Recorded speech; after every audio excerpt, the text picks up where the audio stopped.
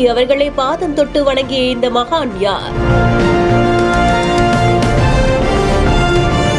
பிரதமரே ஒரு நொடி இப்படி பண்ணுவாருன்னு எதிர்பார்க்கல.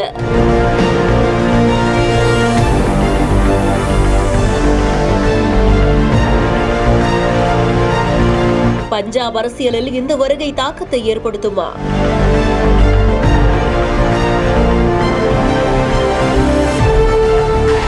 பிப்ரவரி 1ஆம் தேதி பிரதமர் நரேந்திர மோடி அவர்கள் பஞ்சாப் மாநிலத்தில் இருக்கக்கூடிய ஜலந்தர் மாவட்டத்துக்கு வருகை தந்திருக்காங்க. 15ஆம் நூற்றாண்டுல வாழ்ந்த மகானான குரு ரவிதாஸ் அவர்களுடைய 649வது ஜெயந்தி விழாவிலையும் பங்கேற்றிருக்காங்க. அதம்பூர் விமான நிலையத்துக்கு ஸ்ரீ குரு ரவிதாஸ் ஜி விமான நிலையம் அப்படின்னு பெயர் மாற்றம் செய்ததை தொடர்ந்து தேரா சச்கந்த் பல்லானுக்கும் வருகை தந்திருந்திருக்காங்க. பஞ்சாப்ல குறிப்பா தோபா பகுதியில் இருக்கக்கூடிய 15ஆம் நூற்றாண்டுல வாழ்ந்த குரு ரவிதாஸ் அப்படின்றவங்க அன்றைக்கு தீண்டத்தகாதவர்கள்னு சொல்லப்பட்ட அந்த சமூகத்துல பிறந்தவராமா. செருப்பு தைக்கும் தொழிலாளியா இருந்தவர் ஜாதி வேற்றுமைகளை களைய பல முன்னெடுப்புகளை எடுத்திருக்காரா. சமத்துவம், மனித மரியாதை, பக்தின்னு அத்தனையையும் வலியுறுத்தியவர் அப்படின்னு கூறப்படுது. இதனாலேயே பஞ்சாப்ல இருக்கக்கூடிய தலித் சமூகத்து மக்கள் குரு ரவிதாஸ் அவர்களை ரொம்பவும் மதிப்போடு பார்க்கிறாங்க. அவருடைய ஜெயந்தி விழாவுக்காக தான் பிரதமர் நரேந்திர மோடி அவர்களும் வருகை தந்திருக்காங்க.